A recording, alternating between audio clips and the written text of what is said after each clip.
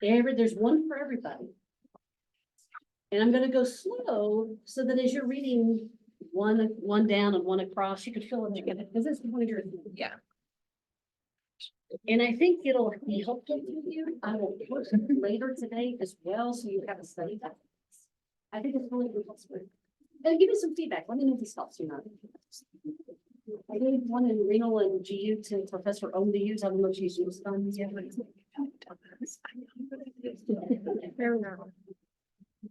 But it's as fun for me to create it as hopefully for you to do. I've got a lot of good feedback years past 6 weeks like this. So, the Professor White passed them about his past in states. But I was before you. I got the fingers in the mouth. I got one already. Yeah, I got one. So the first thing we're gonna talk about Didn't is, even bring it back. we'll talk about diabetes. I got a couple. We'll talk about pancreatic disorders, not acute and chronic pancreatitis. I don't remember how to spell. When she died, from that one, but this is really like pancreatic failure. Yeah. You guys go back there, if you need a pen, pencil, crayon, you're good. Oh. So we'll get through pancreas and pituitary today, and then Tuesday, we will do thyroids and adrenals. Thursday, we'll do gonads, gonadal issues, hypogonadism, things like that, and then other endocrine disorders like multiple endocrine neoplasia type 1 or 2. And then maybe some case studies to kind of fill it all in, and then kind of like hopefully I can do another overall review of these things, because they're intimidating topics sometimes, but they shouldn't. So I'll wait for the first one.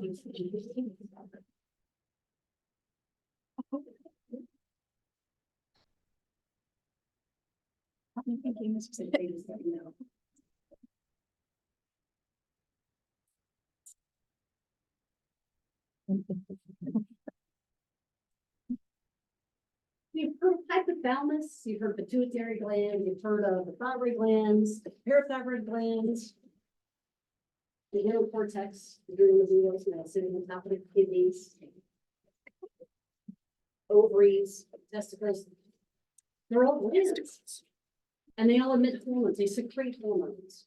But there's an axis of the brain that controls all of this. The master gland of the body, the master controller, is the pituitary gland. So it does get signals from the hypothalamus, but there's a hypothalamus pituitary adrenal axis, a hypothalamus pituitary thyroid axis, hypothalamus pituitary gonadal axis. It's all biofeedback. And when it's secreting hormones, the pituitary gland secretes hormones that work with that organ or that other gland. Endocrine's all about glands and hormones. It's really all it is. And when it talks to that gland emits other hormones, because when one hormone's too high, one's too low, they try to bring each other back. One drops off a little bit, one grows a little bit, it secretes a little bit more, so they stay in a constant, steady state. And that's what makes your body work. When one over secretes or one under secretes, that's when people have issues. And people don't often know they have these issues. Maybe there's signs that you see, maybe there's symptoms they can tell you about, but oftentimes they don't realize they're having a problem until it's really bad. And that's what happens in hypoglycemia or hyperglycemia. These little blood glucose, too much blood glucose. So everything is just a biofeedback system in endocrinology. So the biggest key takeaway for understanding anything endocrine, it's all about hormones. They over-secrete, they under-secrete, or they secrete exactly the amount they're supposed to, because they're talking to another gland. And that gland's doing the same thing. And they're trying to secrete in equal amounts that make sense metabolically in the body, so the body can function. In endocrine disorders, you're either hyper or hypo secreting, or you're overdoing it or you're underdoing it. Happens all the time.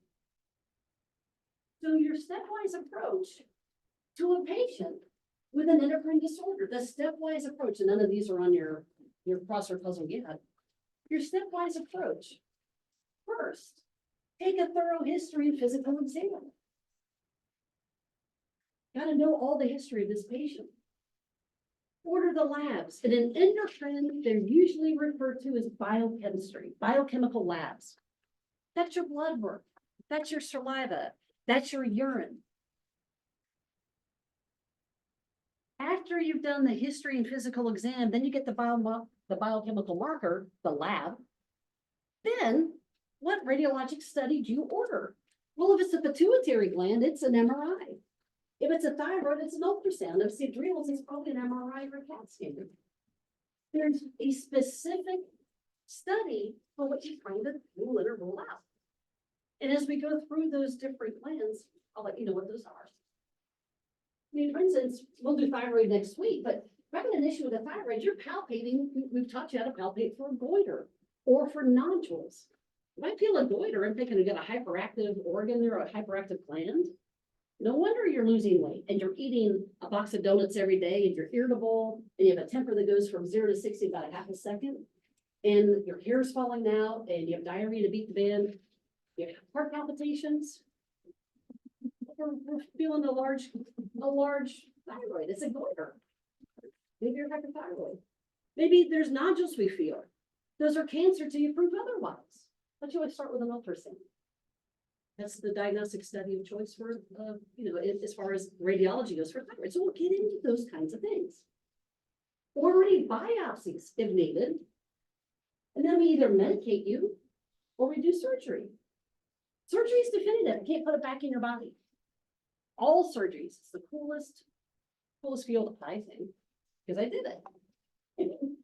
But you can't put it back. Once we take your gallbladder out, we don't put it back. Once we take a chunk of your liver's gonna regenerate in 6 months. You're gonna get that piece back, or so to do it right.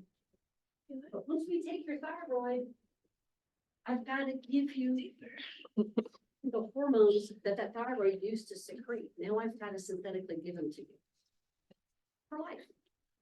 So that's endocrine. That's the key to understanding all these disorders. So with pancreas, we're going to talk about type 1 and type 2 diabetes, hypoglycemia, late autoimmune diabetes, diabetic ketoacidosis, H, hyperosmolar non-ketotic hyperglycemia, exocrine pancreatic insufficiency, which is getting a lot of notoriety in the news and in the press right now. And failure, exocrine pancreatic insufficiency is a form of pancreatic failure. All right. How does diabetes present itself? What's going on with diabetes? What tells the pancreas to start dumping insulin in the body? Well, glucagon's going to circulate. Glucagon's released by your alpha cells of your pancreas. And glucagon's going to go through your circulating bloodstream, all throughout your circulation, and it's going to recruit glucose. Glucose is energy. You've had a meal, glucose is all over the place. Good, glucagon, we got this glucagon excursion. I'm looking for that glucose somewhere. And I'm going to get it from your muscle. I'm going to get it from your liver. I'm going to get it from a meal you just had. But the glucose can be so high. What's going to counter and bring it back to steady state? Insulin. So the alpha cells are going to dump your glucagon into your circulating bloodstream. It's going to recruit glucose. But to counter it, to make the glucose steady state so you can use it appropriately, is to recruit insulin out of your beta cells of your pancreas, your beta islet cells. That's what's supposed to normally happen. So glucagon, glucose, insulin, all at steady states. But in diabetes, it goes horribly wrong. It doesn't work that way. In type 1 diabetes, we typically find it in childhood. There's a crossword puzzle. We find it in childhood.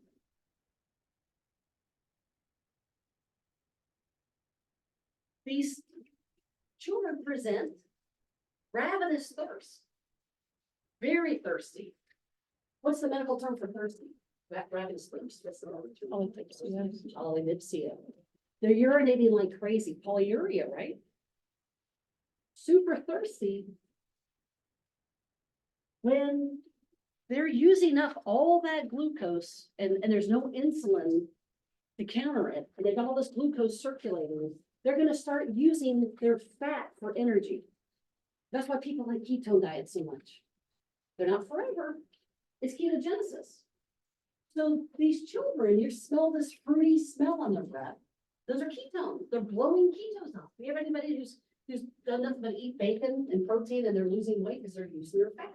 And once they get to ketogenesis, they start losing that weight, but the breath cells was sweet. And they're really dry all the time. They're dry mouth, cotton mouth, super, super thirsty all the time. Well, they're kind of, they're using fat for their energy.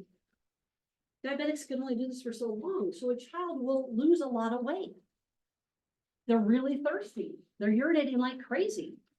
They're using their fat for energy, but there's not much insulin that's countering that glucose. What do you think their blood glucose levels are going up to? What's normal? 70 to 100. 70 to 100, 70 to 90 is normal. Their blood glucose is going up. Could be 250, could be 300. But why is this happening?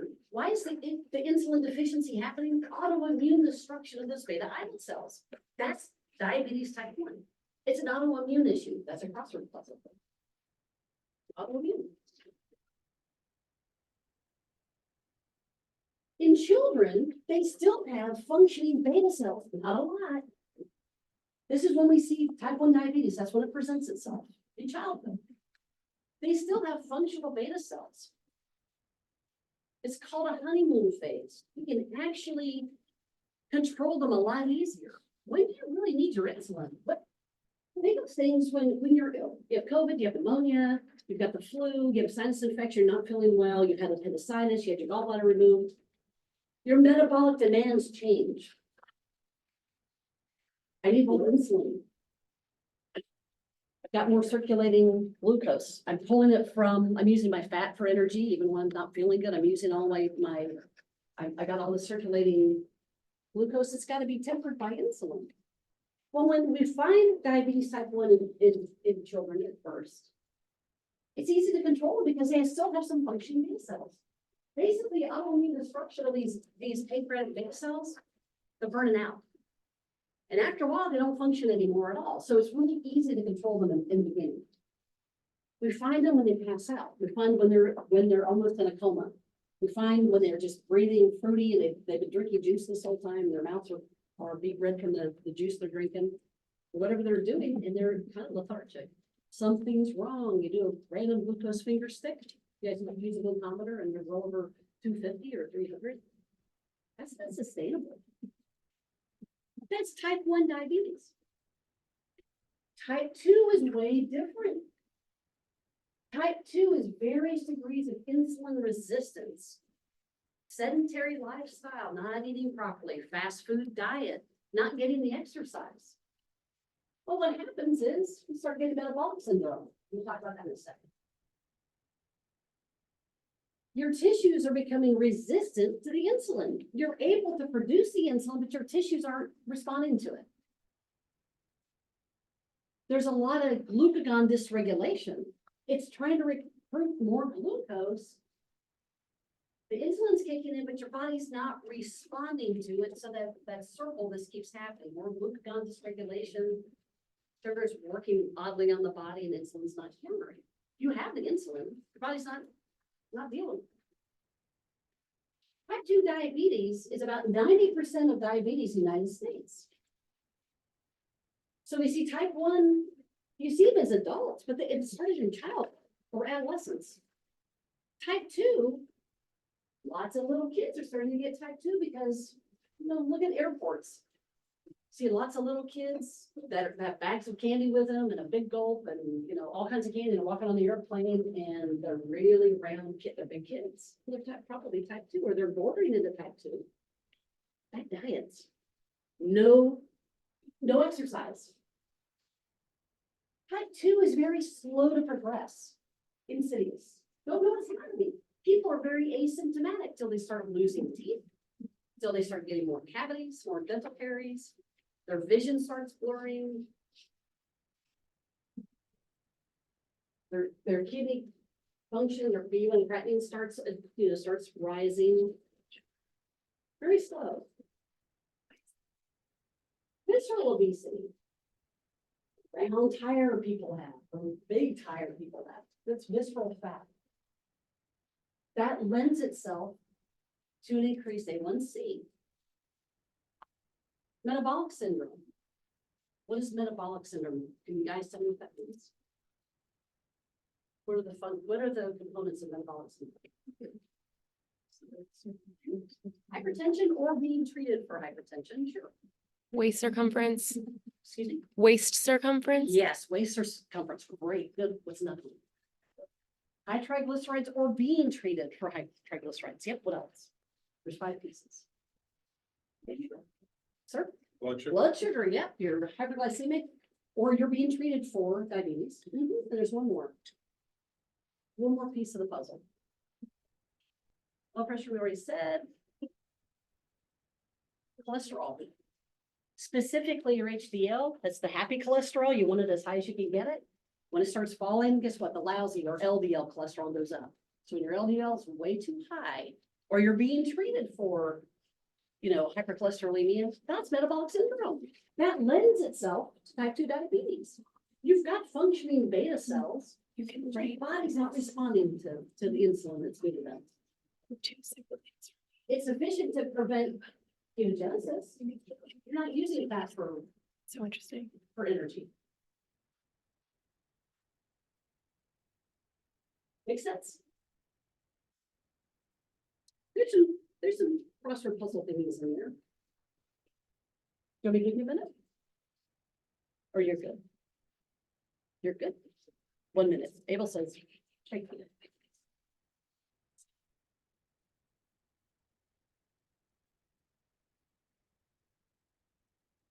And it's okay to phone a friend. HDL? Yeah. Or is it hypertension? HDL. Because for finding them is harder than filling them in. Would you think 4 down is HDL? I'm trying to find 4 down. It's like 3. Where is? Number, you should do 3 across, 4 across. I have 1 to down, find 4. 2 down. What's 3 down. What's 3 across? 3 across is polyuria. Okay. 4 across weight loss. Where's 4 down? Oh, yeah, I'm gonna go with HDL. 4. For 4 down. Okay, me too. What's 4 across? Did you? Weight loss. Sure. 4 across. You don't know what straight up 1 across is? Hyperglycemia. Thank you. So 4 down is HDL. Need more time? I also think, Yeah, I think I'm caught up. this one has net filled in, but I don't want to be wrong. Did you get them? Yeah. 11 across. I think. Mhm. Where is 4 across? Oh, there it is.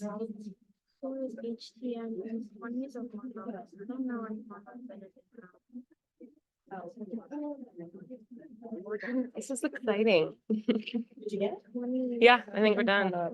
You just 1 through 4. Well, not obviously not done, sides? but done with the ones that we went over so far. Yeah.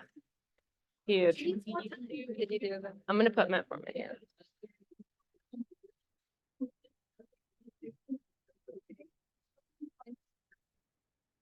I just got nervous that it wasn't. You look at my M. I know. How do they do that small stuff? I like to do the little short ones. I hate the short. I did life-threatening medical emergency, blood glucose over 250. Oh, DKA. You guys good? Where, Everybody good? and then I lost it. Mhm. A. And across. I know, that's what I was like. You're good? All right. That's DKA, right? Yeah. All right. 6 10. across. We don't. Name of intermediate acting insulin. I have no idea. You got it. You guys okay? We're doing good? All righty. And I apologize for trying to say. It's 5 down. Putting things on the back of the paper. So you'll have to just. Even though. 5 down is fast. All right, ready to continue? You got all the downs on the first. On the front. Mhm. All right. All right, Nick says go. All right. No. There is another form of diabetes is very autoimmune and latent. It means it didn't really present when it should have, or it did, and it wasn't so bad, and people kind of ignored it, and it wasn't really a bother. I don't really understand why I feel this way. Blood sugar's still too high. It's a milder form, late autoimmune diabetes, or LADA. Crossword puzzle question. Milder form of type 1. Doesn't present initially. You still have functioning beta cells. They're not using fat for energy, so there's no ketosis. You're not gonna smell this on the breath. They still have, this is that honeymoon phase I was talking about. People don't realize there's a bigger issue. As that patient gets older, as they go through puberty, as their metabolic demands change, what changes in their hormones and what changes? They go through puberty, they fall in love, they get their tonsils out, they get their appendix out. All these things happen. There's the stress of a PA program. All these stressors, there's all the stress hormone we're talking about in adrenaline. All these things happen. And it changes your metabolic demands. After a while, in this patient with autoimmune diabetes, which is type 1, it's a little slower to progress, but it does happen. Then all of a sudden it hits them. They might get a little lethargic, or they might be in a diabetic ketoacidosis. We'll talk about that. That's a true life-threatening emergency, and that's when we discover these folks. They need to be on insulin for life. It's weird. Some of the type 2 diabetics actually fall into this category eventually. Nursing home patients, very, very obese patients. A lot of these people, we can't control with oral medications alone. Type 2 diabetes is controlled with oral meds. There's one injectable we could use, and we could also use another injectable insulin. That happens. We'll go over a lot of that. But what else can precipitate this type of diabetes? Autoimmunologic kinds of things, immunologic issues, autoimmune issues, system dysregulation, the biologics, the drugs that end in MAB, the MABs, monoclonal antibody. So if you ever wonder what MAB meant, monoclonal antibodies, what that means. Those biologics, environmental factors. So that's a latent form. I think there's only one question. But diabetes caused by other things. When you have a patient that you're giving a lot of steroids to, maybe they have a lot of COPD, or they've got a lot of pulmonary issues, COPD, we're gonna calm this down by giving you a lot of steroids, but they're diabetic. That's gonna make the blood glucose rage. Be very, very careful about giving glucocorticoids or any corticosteroids or steroids, period, to a diabetic. Boy, that glucose loves it. Glucagon. Glucagon's looking to recruit glucose. We get more glucagon on, or some more glucose you can recruit, and that makes a problem because the insulin can't keep up. We give glucagon sometimes to stop an esophageal spasm. We give glucagon at times when you're under for a colonoscopy, and it keeps the colon from spasming. Very careful in a diabetic patient. Those kinds of things, there's growth hormone secreting tumors. We'll talk about those. That's giantinism and acromegaly, catecholamines, somatostatin, but they cause a glucose intolerance. Thiazide diuretics. This is interesting. You're gonna put somebody on, what kind of diuretic is a thiazide? Is it a loop? No. It's, so give me a name of a thiazide. I just answered my question. What kind of a diuretic is a thiazide? That's thiazide. Hydrochlorothiazide, good. Chlorothalidone, good. But it's not a loop. But diuretics can increase the A1C a little bit. Can increase the blood glucose. Age will do it. When men hit menopause and women hit menopause, so there's menopause and menopause, your A1C does go up a little bit. That's just a fact of life, and the medications are on to cause your A1C to go up a little bit. The beta blockers, clozapine, having part of your pancreas removed, having chronic pancreatitis. What causes chronic pancreatitis? What causes acute pancreatitis first off? What's one of the biggest causes? Alcohol, a stone stuck, a choledocholitis, so it's stuck in the common common bile duct or ampullobot or sphincter vodi. Chronic pancreatitis is you just keep getting hits on that pancreas, and after a while, it doesn't like it anymore, it gives up. Do you know that a pancreas can auto-digest itself in 48 hours? So in acute pancreatitis, we make people NPO, we keep them from eating because those enzymes, those pancreatic enzymes are burning itself out.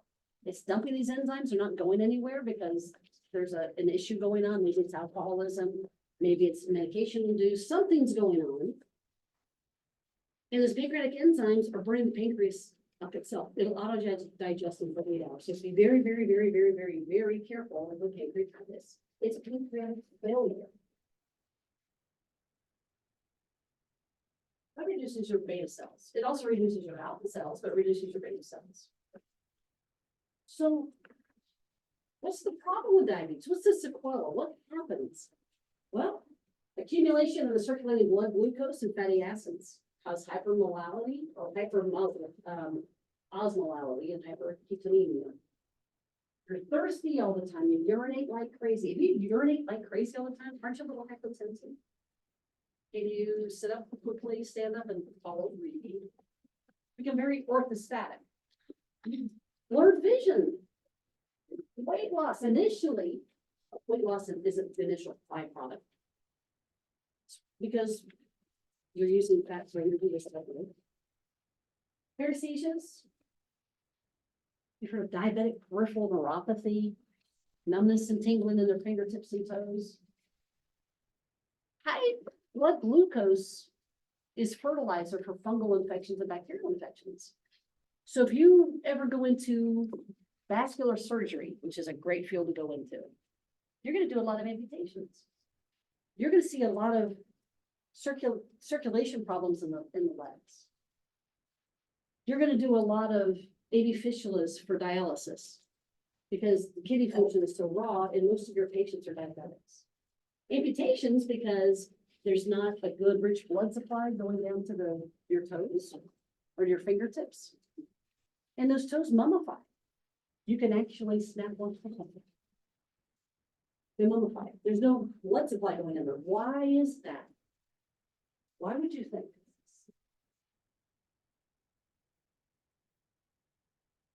So we talked about this in neurology, but you didn't have a frame of reference for diabetic peripheral neuropathy. Paresthesias. Do you know why you have the tuning fork? Strum the tuning fork. Place it on the DIP or the large toe. A diabetic, when it's really severe, won't feel the weight of the tuning fork. They won't feel that buzz, that vibration, but they won't even feel the weight of the tuning fork. That's important for you to know. If they can't feel that, blood glucose is starting the very first thing it attacks. When you've got way too much circulating glucose and not enough insulin, it starts attacking tissue. The first tissue it attacks are the nerve endings. They die. And when they die, it makes the patient feel like, oh my gosh, I got pins and needles in my feet. There's no pins and needles. There's no external stimulus. High blood glucose. It's starting to destroy the tissue. Oh, it feels like my feet are on fire, like I'm walking on the hot coals. There's no external stimulus. That's high blood glucose. That's where those paresthesias are coming from. That's why it's important. Pinprick sensation. Do you know soft? Do you know light touch, sharp touch, vibratory sense, proprioception? Where's your toe? Where's your finger in space? Is it up or down? That's why we do that. Because after a while, when the nerves are being destroyed, then all the surrounding tissue is going to become destroyed. And we start amputating toes, midfoot, up below the knee, above the knee, because we can't infuse those tissues anymore. What's even worse is when a diabetic smokes. So when we start amputating a diabetic, they have about a 5-year survival rate. And it's worse when they smoke. Why is that? What do you think about vasoconstriction. Vasoconstriction? Yeah. Yeah. Nicotine impedes the healing process too. They won't heal. So you've done this great amputation. You look at the stump at the end. It looks great. The next day you go visit that patient. All the staples are popping out and wounds start to disintegrate and get gangrenous. There's no blood supply. Fluctuating levels of consciousness. with high blood glucose, it doesn't have to be that high. So Cindy says, blood glucose should be between 70 and 100. Yeah, 70, 90, 70 to 100. It doesn't have to be that high. You guys eat a meal, your blood glucose may spike to 130, 140, but then it comes back down to the normal range. It's important to know that if we do blood glucose on somebody, are you fasting? What does fasting mean? It's a crossword puzzle. What does fasting mean? No caloric intake Nothing for to eat over in 8 hours. 8 hours or more, good. That's what a fast is. If you're gonna do have it cholesterol already, I levels think. or glucose, you want the true A1C, what someone's true value is, they need to be fasting. Otherwise, what did you just eat? Oh my gosh, your blood sugar is 238. Yeah, just ate. But you're still diabetic, that's way too high. If the blood sugar is 250 or more, that's a problem. I have people with blood sugar of 800 and something like, well, my glucometer said, hi, HI. So I said, oh, hi, it's very friendly. That's not what that means. It means it's high. Or it says ER. And they said, no, it just kept saying error, error. I'm like, what do you mean error? It says ER. It says, no, that means go to the ER. It's too high. Glucometers will register after up to 500. And after that, it's like, go to the ER, please. That's patient education. Hypoglycemia is when it falls below 70. And there's a lot of issues when it gets low. They will die. When it's too high, they will die. Type 2 diabetes results in chronic skin infections. Those amputations are more type 1, and chronic skin infections, sores that don't heal, especially on the plantar surfaces of the feet. The terminal fat distribution. It's not just a little inner tube around the waist, it's big, visceral, mesenteric fat, big. Obstetric complications. Women will have gestational diabetes. Will their baby be a diabetic? Not necessarily, but will mom be a diabetic thereafter? Could be 50-50. I mean, Professor White's going to teach you about that stuff. Screening. American Diabetes Association, these are the generalized screening criteria for all patients. Testing begins at age 45, unless there is a big old family history that's glaring. Unless there's a family history of diabetes, test them sooner. Consider testing asymptomatic adults. If they're overweight or obese. So remember, overweight means a BMI of 25 or higher. Obese is a BMI of 30 or higher. We're trying to get away from BMIs because it's not necessarily true anymore, but that's what we have right now. If you've got one or more additional risk factors, physical inactivity, first degree relative with diabetes, you're a high risk ethnicity, and diabetes runs rampant with that ethnicity, high risk race, you're hypertensive, consider testing them sooner than age 45. And then there's the metabolic syndrome. It's one of those questions on a crossword puzzle too. High risk for development of cardiovascular disease and diabetes with metabolic syndrome. Okay, so here's your criteria. When you test, you pick one test and you stick with it. So a fasting plasma glucose, that's what FPG means. Fasting plasma glucose that registers 126 or better. That's the definition of diabetes, or that's the definition of hyperglycemia. I'll say it that way. The definition of hyperglycemia. Or a 2-hour plasma glucose tolerance test that registers 200 or greater. That's hyperglycemia. Don't worry about that. An A1C, hemoglobin A1C that registers 6.5% or higher. Hyperglycemia going into diabetes. You're right, diabetic. In a patient that comes to you with classic symptoms of hyperglycemia, or they're in a crisis, and you do a finger stick, that glucometer is just a random glucose finger stick and it registers 200 or greater. All right, these all say diabetes.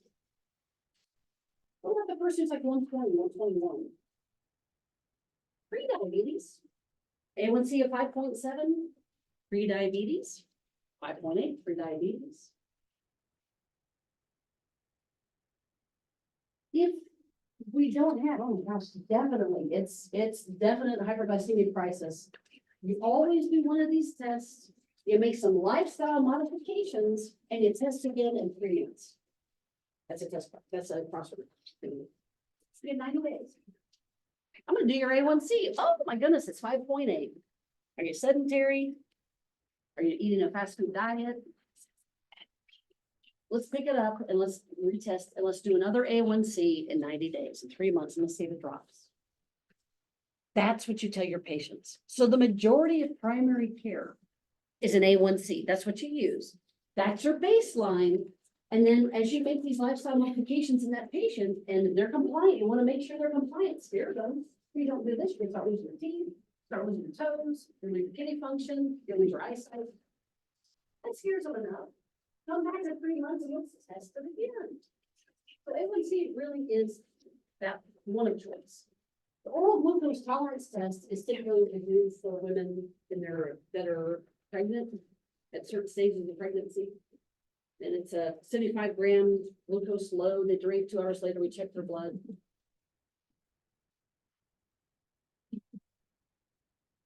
There you go. Any questions? We're good? For type 1 diabetes, injectable insulin is your mainstay of treatment. It could be they inject themselves multiple times a day. They have an insulin pump. It's intranasal insulin, which they have these days. Multiple daily injections. What does prandial mean? Prandial insulin.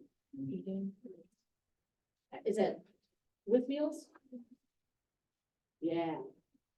What's basal mean? Not the herb. Basil. But basil. Insulin. Long acting. What happens when you're sleeping at night? I know you guys get about 2 hours of sleep every night. So what happens in that overnight? That's your basal resting phase. You're not eating anymore. Your body is taking all of that, breaking it down very slowly. Your gut's working, it's breaking down everything into simple, the carbohydrates, the proteins, and the fats, breaking things down where you can start using it, digesting it, and absorbing it and using it the way it's supposed to, but also your metabolic demands are being watched. So your breathing rate, your respiratory rate, your heart rate, blood pressure, your temperature, it's all being regulated. That's in your basal resting phase. All these things are happening when you don't know it. You're sound asleep. In a diabetic, there's not any insulin that's countering that process. So we need basal insulin, something that acts a long time. We need bursts of something to give them when they're eating, and then something that acts a lot longer to keep them as steady state with insulin as we possibly can. Because remember, they've got glucagon dysregulation, they've got glucose dysregulation. They don't have any insulin. Continuous subcutaneous insulin infusion, it could be a pump. They could wear a pump. But most patients have these analogs of insulin, will go through those so that they don't become hypoglycemic. So in a diabetic, it doesn't matter if you're type 1 or type 2, patient education is a must. They have to be told what to look out for. They have to be shown how to use the glucometer. You will run into tons of type 2 diabetics and like, no one ever showed me how to take my blood glucose. No one ever showed me what a glucometer is. I just do this when I come to the doctor's office once a year. What happens if you have surgery? There's gonna be orders written on that patient. You're gonna write them for a sliding scale for insulin. They're type 2, but their metabolic demands have changed because of surgery, and they're gonna need some insulin. They don't even realize they're type 2. Hey, get that needle away from me. No. Sliding scale, you need it. How do you use a glucometer? What does that reading mean? It registers up to 500, but anything over your typical threshold, when you're not feeling well, what is your glucometer read? Oh, it reads 182.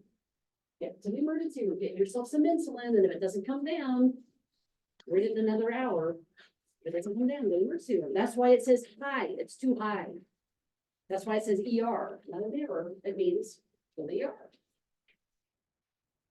How do you test it? When do you test it? How do you eat properly? We sometimes have to get nutritionists and dietitians with these people and hook them up so they learn how to eat better again. Everybody in here knows it's really easy and inexpensive to eat horribly, but it's very expensive to eat healthy. It's hard. And it's inconvenient sometimes because you're so busy. What are the signs and symptoms of I'm hypoglycemic, I'm a hyperglycemic? Tell the families too. What happens when little Johnny is just staring straight ahead? He's kind of lethargic and he's got some bubbles coming out of his mouth. He smells like, juicy gum. Some juice. Give him a candy bar. Come on, you can eat some of this. Give him some M&Ms. I gotta get, I've gotta do something. You're falling down too low. You're hypoglycemic. Let's do the blood. Ooh, glucose is way too low. You need some sugar. And it happens when people stack insulin on you. That happens. I'll talk about that in a moment. Teach family members what to do when the blood sugar is too high, what to look for, when the blood sugar is too low, what to look for. Exercise, you gotta exercise. But the more you exercise as a diabetic, guess what? Your insulin needs are gonna change again, so be very careful. Regular medical, vision, dietary visits, dental visits, blood labs, super important. So what are P's really good at? Patient education. Not to scare the patient, to keep them healthy, keep them alive.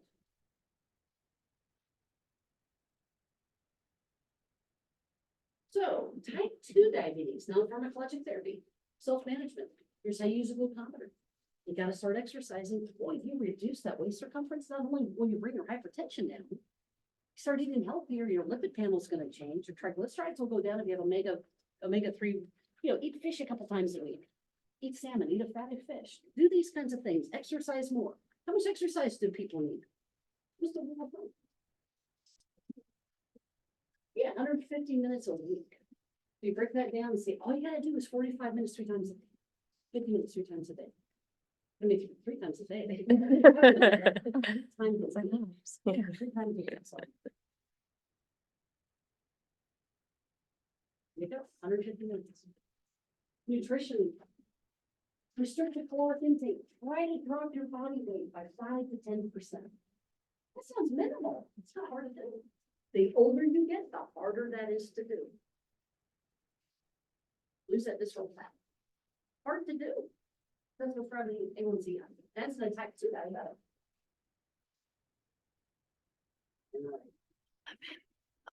There's a medication of choice in type 2 diabetes. Type 1, you have insulin.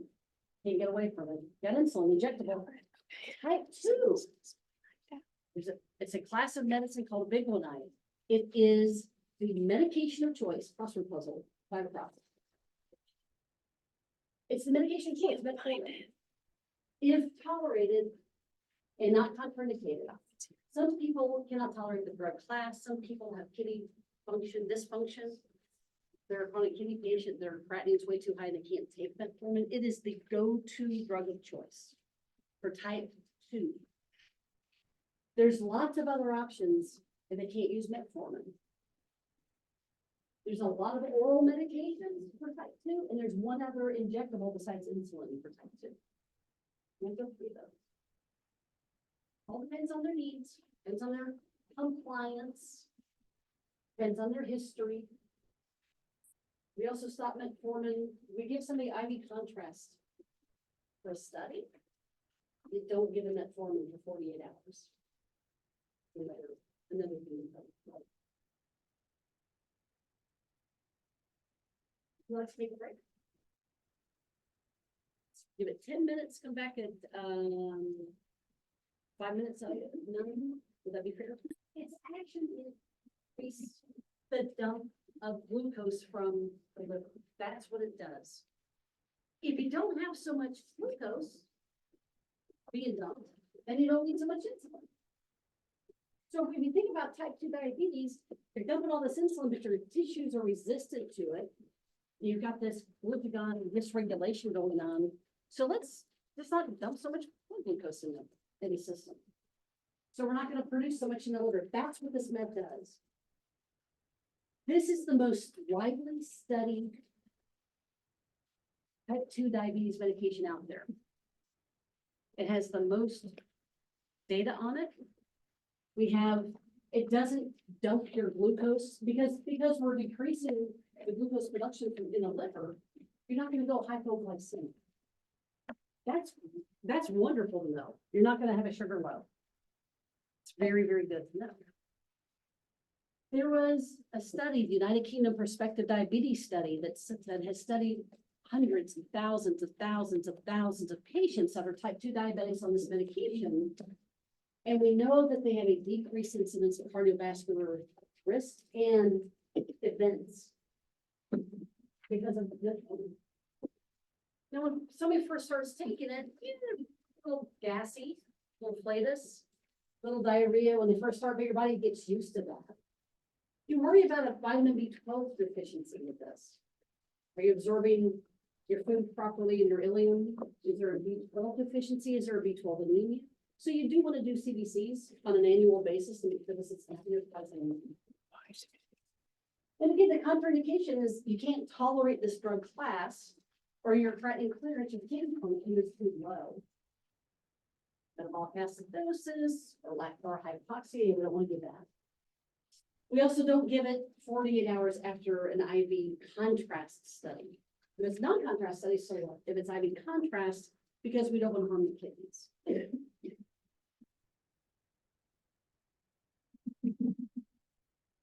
The parts of it. There's an injectable medication we can give type 2 diabetics, and it's in the class glucagon-like peptide 1 receptor agonist, and they all end in that's approximately or down toward the end of the dance. 28 down. So tight. No, that's I. Oh. Sorry, 30 across. I gave an answer away. It increases the secretion of insulin only in a glucose dependent fashion. Well, what does that mean? That means it's gonna tell the body to only dump insulin from those beta cells when it's necessary. In a glucose dependent fashion, so what happens here? It's gonna decrease the glucagon that's being dumped from those alpha cells, therefore I don't need to dump as much insulin from beta cells. It's gonna slow the carbohydrate load such that I achieve early satiety and I push away from the table. I'll lose weight on this medication. Which one would you lose a little weight? Maybe because maybe you're also altering your lifestyle and you're exercising, but on this medication, you're gonna lose this. You're gonna feel fuller faster. You're not gonna have a sugar low. You're not gonna just, oh, well, I'm sugar and I'm hypoglycemic. It does not happen on this medication. You'll lose weight. After you eat, you don't have all this circulating glucose in the system that you need more insulin because it's telling that liver not to produce so much. Well, there's another study called the Leader study. I'm not ever going to ask you about the studies, but it also did a prospective study on these type 2 diabetics on this medication, and it decreased cardiovascular disease events and mortality due to that. So that works great. The disadvantage is all these gastrointestinal side effects. If you have a patient who has issues with their pancreas, you may not want to give them this medication because it might induce an acute pancreatitis. We don't want to do that. Medullary thyroid tumors in animals haven't been proven in humans. It's injectable. If your patients have a choice between an injectable medication or an oral medication, what do you think they're going to want to take? Oral. So that's the kind of Debbie Downer is that it's injectable. People are like, oh no, I'm not doing this. It's a little prick. It doesn't hurt. There's another class. Back up. We'll cut today's 4 inhibitors. This is oral. They all end in gluten. That's the suffix. And I'm sure that's a crossword puzzle thingy towards the end as well. They all end in gluten. They're easy to remember. It does the same thing as the glucagon-like peptide 1 agonist. It's going to give you insulin in a glucose dependent fashion, slow down the carbohydrate load, so you feel fuller faster, you have joy from the table. You don't eat as much. You will never have a sugar low. You're never gonna go into hypoglycemia with this medication. Again, because it's working on the pancreas. If you have a patient with an acute or chronic pancreatic issue, or they've got pancreatic failure, you may not want to give them this medication because it can induce an acute pancreatitis. The other issue with this, if somebody's got some autoimmunities going on, be careful because it can give them hives. Maybe give them anaphylaxis, angioedema. What's angioedema? What does that look like? It's in their throat, airway, face, lips, tongue swell up. It's like somebody eating peanuts. Immune-mediated dermatologic effects like horrible eczema, horrible psoriasis, horrible hives. Those are immune-mediated kinds of issues. So it's very important. What was the first thing about endocrinology? The biggest takeaways? The biggest takeaways are a thorough history and an appropriate physical exam. And you will learn about that through speed work. So far, so good. Need a minute for the crosswords?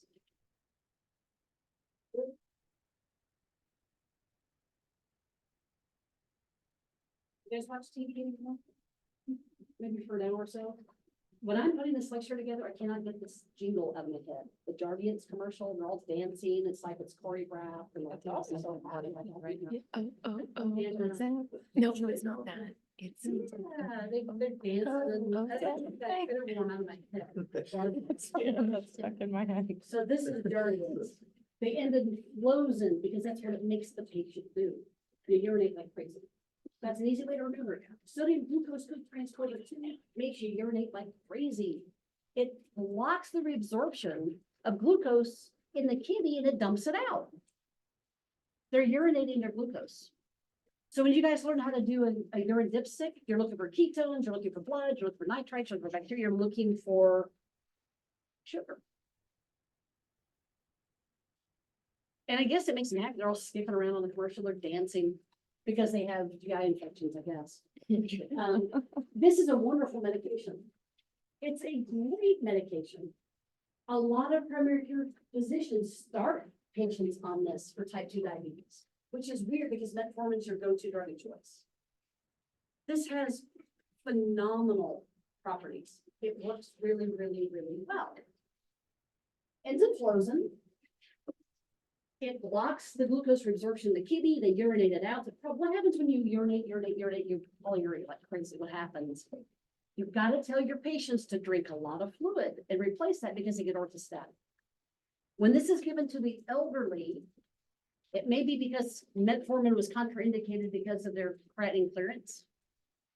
This is a go-to drug. You will lose weight on it. Well, look at them, they're all dancing. That's how they're losing their weight. They dance on that commercial. You will not tank with your sugar level. No hypoglycemia. It will decrease your blood pressure because it decreases your weight. That's helpful. It may increase your lousy cholesterol load, so be careful. Associated with all kinds of lower cardiovascular disease events. The disadvantages, look out in your elderly population because bone fractures, they have loss of bone mass. Be very careful. They trip and fall, they can break it up. Bone density is low, so be very careful. There's always things to consider when you give a medication. GU infections? Gotta tell your patients about this. Volume depletion, hypertension, orthostatic hypotension, maybe it messes with your cholesterol a little bit. It's a nice drug though. It's a really good drug. Questions on this? Yes, ma'am. Why is it such a great drug if it's so hard for PKs? When taken and you can monitor, you have a compliant patient, it works really, really well. They have significant weakness. Oh, their A1C drops. Your A1C was 6.7 or 7.2, it'll drop into the like 5.8 range. You'll see a modest drop in your A1C. Okay, so the drug itself is really more like it's somebody who's not compliant. We'll talk about that BPA. And I'll tell you why people fall into that trap. Like lidosomes. Lidosomes were really very, very, very popular, I would say, or common when I was in PA school 1,000 years ago. They were really common, like in the early 2000s, mid 2000, mid like 2005, 2006. These are, you'll still hear the name, and I put the generic name and the trade name that you're used to hearing. You might have heard lactose, you might have heard Vandia. Lidosomes, don't ask me how to pronounce the other word. I have no idea. I call them TZDs. That's the phosphorus. Lidosomes and TZD, same thing. They increase, remember, these are type 2 meds. They increase the tissue sensitivity to insulin. Remember, your tissues are resistant to insulin, increases that sensitivity. They don't have any hypoglycemia, but they have a lot of hyperglycemia. There's weight gain, and I find people come into the emergency room with these medications, especially lactose, well, low I'm on this medication, I can't sit still, I'm super jittery, blood pressure's through the roof, they're super dehydrated. It's not used that much anymore. Weight gain, I'm not gonna give it to somebody who's got heart failure because it's gonna put them into heart failure, perhaps. Renal heart failure, bone fractures, bladder cancer, increasing the lousy cholesterol. I don't see this used as much anymore. But I used to see it used in a lot of young adults. And they would be always the ones that come in the emergency room. What medication are you on? Is it is it Avandia by any chance? How did you know? You see a pattern after a while. I don't like this med. Maybe Dr. Noel does, but I don't. Alpha glucosidase inhibitors. Same thing. Low that carbohydrate absorption in your intestine. Feel fuller faster. Push away from the table. Don't take on as much. Really any weight loss with this one. But if you're at risk for hypoglycemia or lactic acidosis, you can't tolerate sulfonylurea, you can't, and we'll talk about that next. Can't tolerate metformin, maybe you go to this medication. But this medication reduces this high sugar excursion after you eat a meal and the glucose goes, it just rebounds, it goes way too high, it prevents more steady state. Diarrhea, abdominal pain, not so nice. This medication, you don't see it that often because people have to do it 3 times a day. If someone says, if you could take this medicine twice a day or 3 times a day, how would you take it? Would you opt for the twice a day instead of 3 times a day? This one has to be taken more than 3 times a day at least. People don't comply. The other issue is if you've got somebody with chronic bowel issues like IBD, Crohn's, ulcerative colitis, you don't give this medication to them. Definitely don't want to give it to them.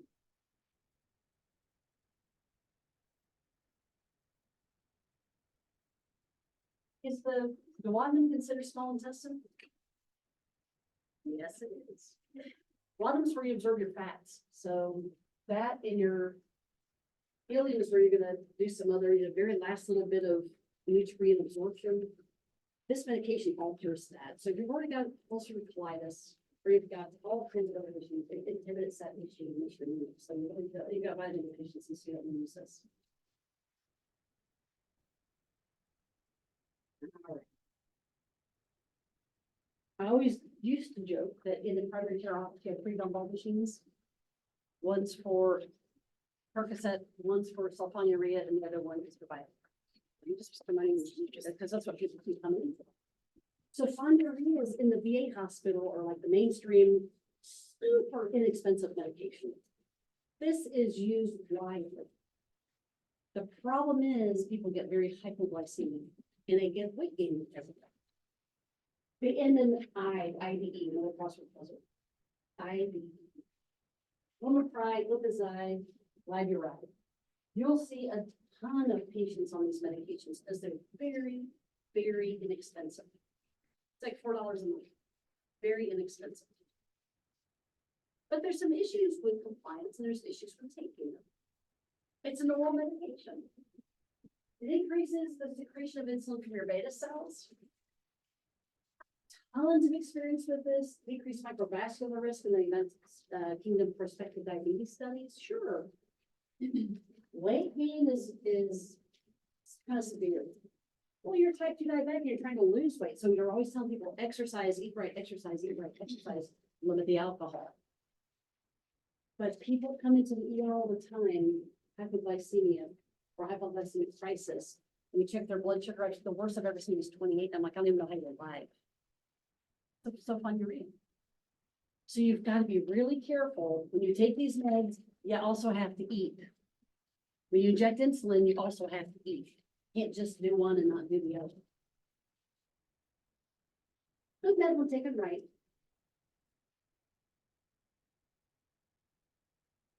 Insulin. Can you give an injectable insulin to a type 2 diabetic? Absolutely. And sometimes you have to. Sometimes you have to give an oral med and an injectable, sometimes 2 oral meds and an injectable. Numerous preparations. We dose insulin by units. 1 unit, 30 units, 20 units, 10 units, it's by unit. And the rule of thumb it's 1 unit of insulin for every 15 grams of carbohydrate you ingest. That's on the cross reference. The rule of thumb. 1 unit of insulin, if you're injectable insulin, for every 15 grams of carbohydrate you ingest. 10 down. Doesn't matter basal versus rapid acting.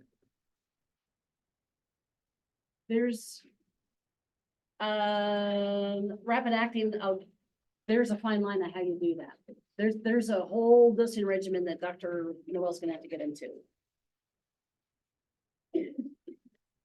Because rapid acting is gonna be in 15 to 30 minutes. Basal is gonna be slow. 48 hours, sometimes 42 hours, sometimes it's only 17 hours. We'll talk about how to dose.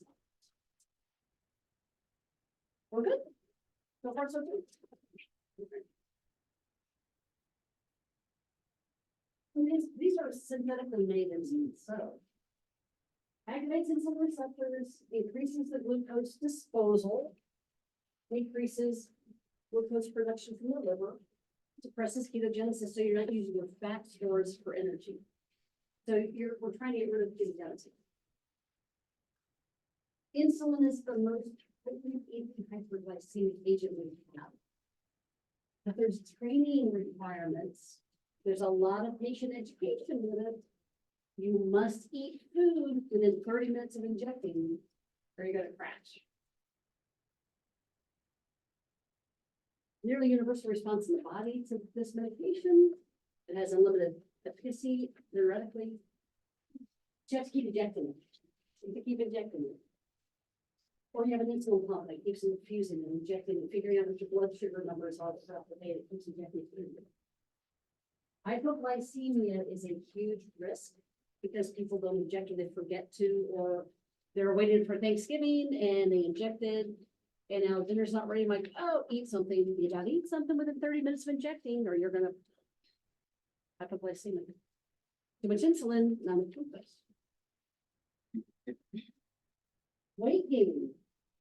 Remember when you first were diagnosed as a diabetic type 1, precipitous weight loss. Well, now we just can't lose it. We're on insulin, but now we're not able to lose it. So lots of training requirements with this, lots of compliance issues with this. But we're talking about type 2 diabetes here. This all goes for type 1, type 2. This is specifically for type 2. We provide insulin in one of 3 ways. Basal supplement. We want to get you through the evening. Maybe do an intermediate analog, and it gets you through the evening. You did your doses in the morning, you took your metformin, but I need a basal supplementation to get you all through so your family doesn't have to call 911 every time they try to wake you up in the morning because you're hypoglycemic. So let's give you basal or your hyperglycemic, one or the other. Let's give you a basal supplement. Intermediate or long-acting medication. Suppresses your glucose production when you're sleeping and when all that basal function is happening. You want to maintain as near normal glycemic state as you possibly can, steady state throughout the night. So we have lots of agents. In case, neutral protein list for larging in here. There's all kinds of medications, but I don't use some cheap pages. We give you as a pre-meal or prandial meals, do this within 30 minutes, you gotta eat. A dose of short acting, which is regular insulin, human regular insulin, or rapid acting, was spread. To cover extra requirements when the food's ingested and absorbed, but I might have to do something to get you through the rest of the day. So a basal supplement as a pre-meal dose, pre-meal bolus, or as a pre-mix combination, and it's intermediate and short acting, or intermediate and rapid acting, I'll show you what those are.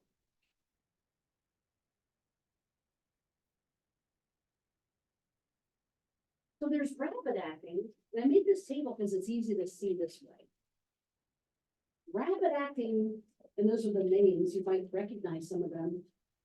Their onset is within 5 to 15 minutes. Their peak effect is about 60 to 90 minutes or so, and it lasts about 3 to 4 hours. It's rapid acting. That's somebody who's in trouble. We've got to give them something. Or it's somebody who I can give you your basal supplementation, but I just need this rapid acting before meal. So it's already working. Now I'm gonna go ahead and eat my meal. I can eat my meal, I've got to plan it within 15 to 30 minutes so I don't go hyperglycemic or hypoglycemic. Short acting is what we use insulin sliding scale in the hospital for type 2s. Onset is within 30 minutes to an hour. It peaks at 2 hours, and it lasts up to 8 hours. You gotta take 30 minutes before you eat, but you gotta eat. Eating is a must. You can't just, let's get some insulin, don't eat for the rest of the day. That's how people get into trouble. You don't want to have hypoglycemia. You gotta eat. That means you have way too much insulin and you've got no blood glucose to counter. Intermediate acting. 24 hours is its onset of action. This can last, up to 20 hours. So there's your intermediate. Maybe that's my basal supplementation. Maybe that's what I do. Basal analogs, Lantus, you've ever heard of Lantus. It might last 24 hours up to 42 hours. Well, I can just do some prandial boluses, some meal with my meals, or right for pre-meal, take a bolus of something short acting. But I'm gonna give this to myself at night after my last meal, and it lasts me all night long. And then I'm as normal glycemic as I could possibly be for 24 hours until I eat something like a snack or meal. Then I've got to give this little shots of short acting. Does that make sense? You try to keep them as normal glycemic as you possibly can. There's also pre-mixed preparations. These are all injectables.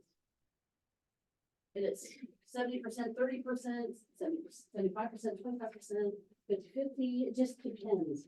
I am not a pro at dosing any of this because it's not what I've done today. It's gonna be Dr. Joel.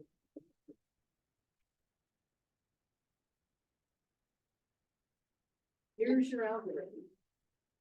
This is what you definitely want to know. Your initial therapy in type 2 diabetes. Healthy eating, lose the weight, 5 to 10% of that weight loss. Weight control, increase your physical activity, 150 minutes per week, moderate to vigorous exercise, and metformin. That's your go-to for type 2 diabetes. That's what you want to do. That's your treatment. Consider 2 drug combinations if your A1C still is not achieved, your A1C target, and you want that target to be less than 6.5%. Still not achieve it? 2 drugs, 2 oral preparations. Remember, we do A1C, and if you're not where we want you to be, lifestyle modifications, come back in 90 days, 3 months, and let's check your A1C again to see if you were compliant and you changed anything. May have to give you 2 drugs. So what are the 2 drug combinations? Metformin plus another oral med. So the glucose transfer 2, alpha, the alpha drug, the sulfonylurea, that whatever the other oral agent is, or metformin and glucose, glucagon like peptide 1 receptor agonist.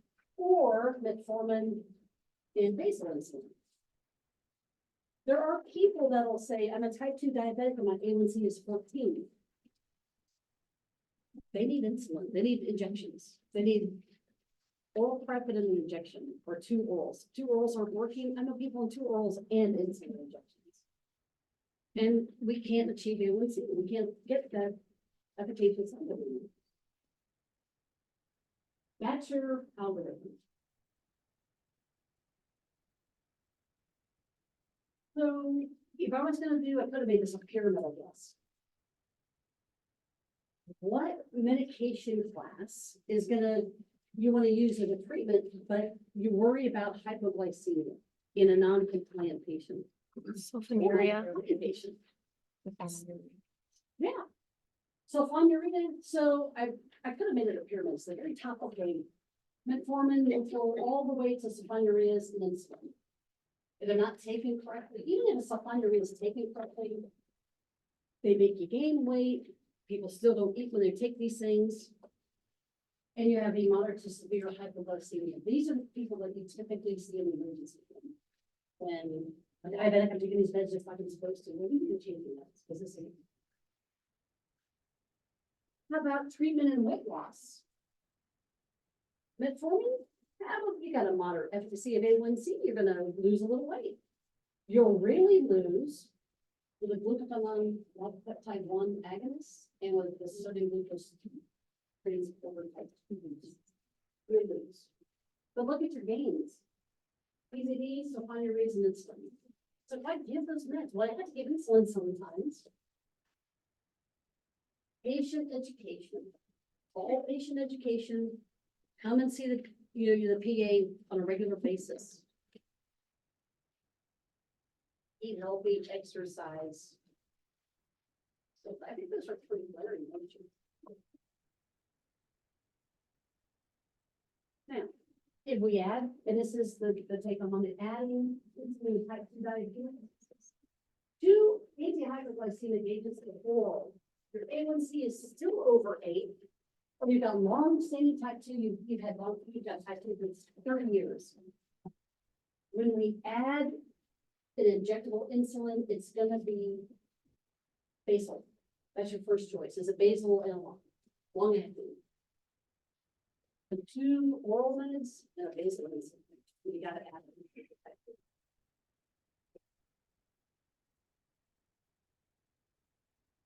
Any questions? Inquiries, concerns, yes, ma'am.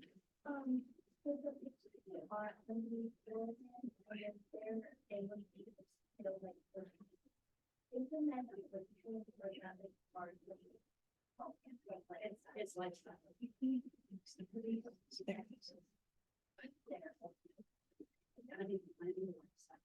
You see a lot of metabolic syndrome out there that are not. Which? I know, I don't care anymore. More root canals, more.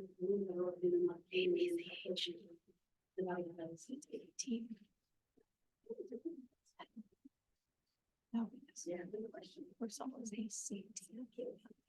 Where do you? You're right. Where in the world do you inject? You have to rotate places. This is a function on the phosphate process. Subcutaneous or IV. Of course, we can give insulin IV when we need to, but it's usually done subcutaneously. And I put the abbreviation for subcutaneous. Some hospitals don't like that abbreviation. I like it on the phosphate project.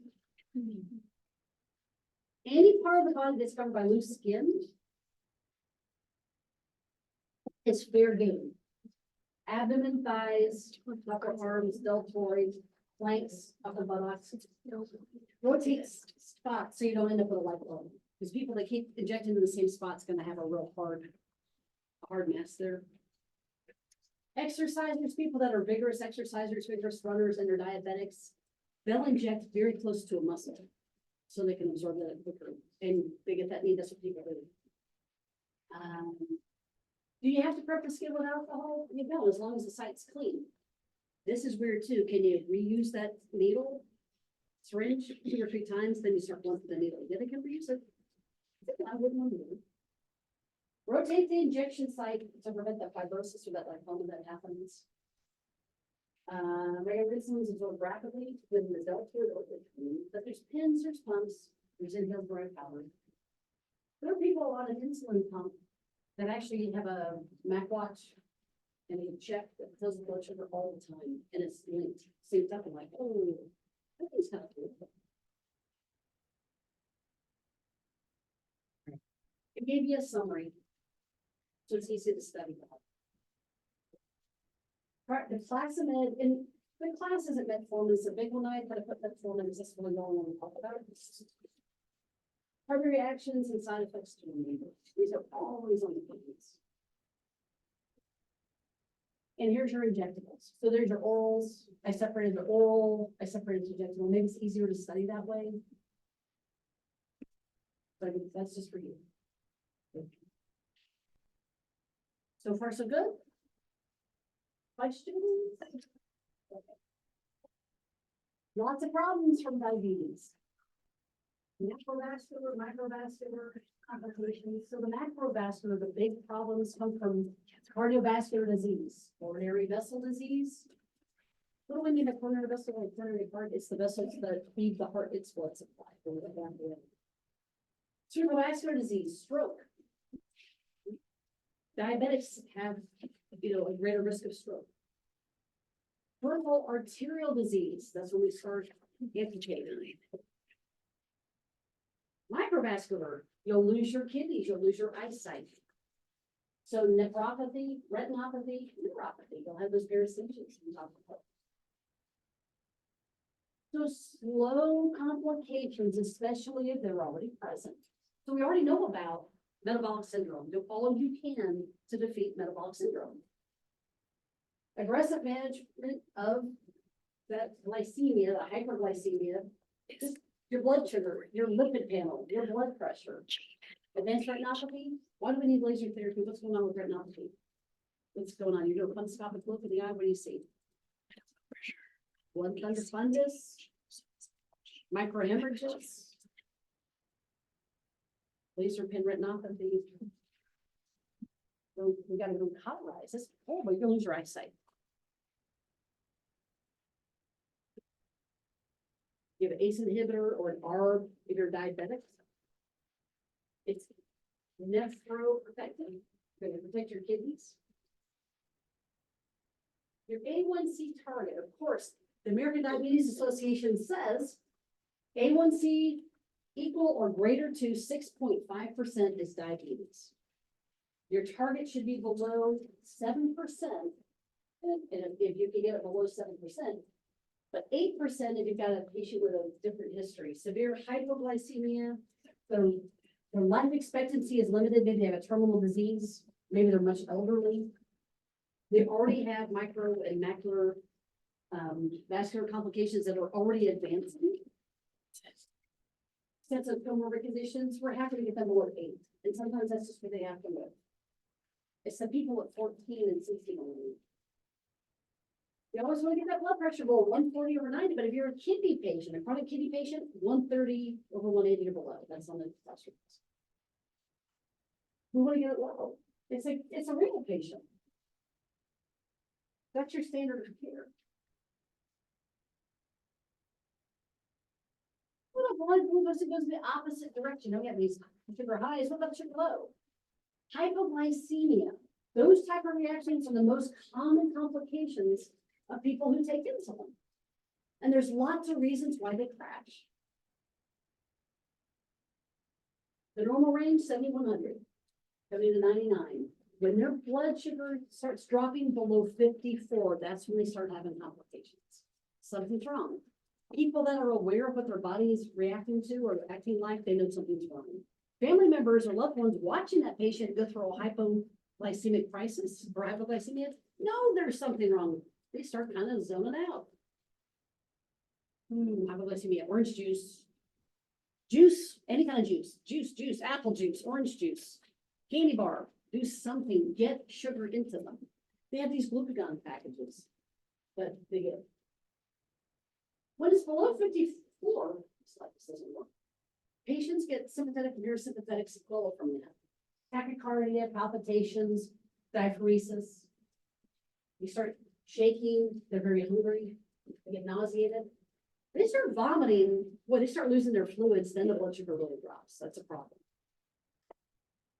When their glucose goes down to 50 or below, now got lots of problems. Then we start getting really lethargic. We have altered level of consciousness. You're not combative, you're just lethargic. You're not responding appropriately.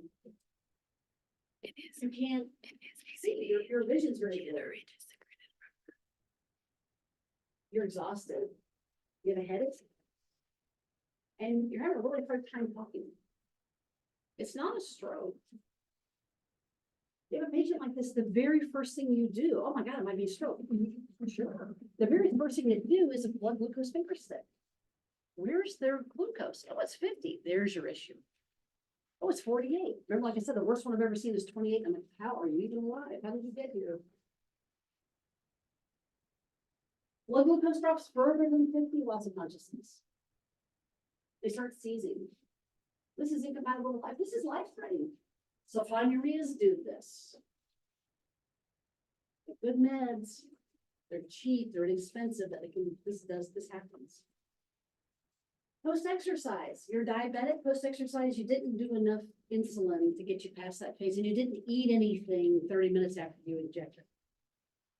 Injecting too much insulin for the amount of carb ingested. Diabetics that are on insulin often go, oh my gosh, we're going to a wedding, everybody's toasting champagne, and they forgot to inject before they did it, or they injected and they didn't eat anything and lots of alcohol on an empty stomach. Now they start vomiting. Now they're in trouble. They won't have a vaccine. Stacking insulin. I know I'm gonna have a big meal. Here's Thanksgiving. I'm gonna prepare for it. So I'm gonna take extra insulin, and then the meal hasn't started yet. Crash. There's nothing to counter. Those things make sense to you. Think of all the things that they're trying so hard to do the right thing, and they get caught up in the moment. Sometimes you forget. Post-exercise, this will certainly do it. End-stage kidney disease. A lot of people on dialysis are diabetic. Remember, everything's got to go through the kidneys, so your clearance is different. So what's your patient education? Okay, you need to inject, you need to do things for yourself. Carry juice, carry small meals. Ingest at least 15 grams of carbohydrate. There's glucose tabs. There's glucagon kits. There's all kinds of things, but remember, you're not just educating the patient, you're educating the loved ones too. Because how's that patient gonna know? Sometimes they zone out before they realize something's happening. But the person who sees them all the time is right next to them, that lives with them, something's wrong. Okay, we gotta go to the hospital. Something. All right. Go the opposite direction. Diabetic ketoacidosis, DKA. Yeah, your normal blood glucose range is 70 to 100. What if you're 101? You're fine. DKA means your blood glucose is greater than 250. It doesn't have to be 13,000. DKA is a state. It's an endocrine state, and it's a definition. And you want to know that definition. Your blood glucose is over 250. You're in metabolic acidosis. You're in an acidotic state. Your blood pH, your serum blood pH is less than 7.3. What's normal? What's the pH that's normal? What's the range? 7.35, 7.45. Yes. See, that's a ABG girl right there. Serum bicarbonate is less than 15, and your normal level of bicarbonate is what? 24 to 28, 24 to 30.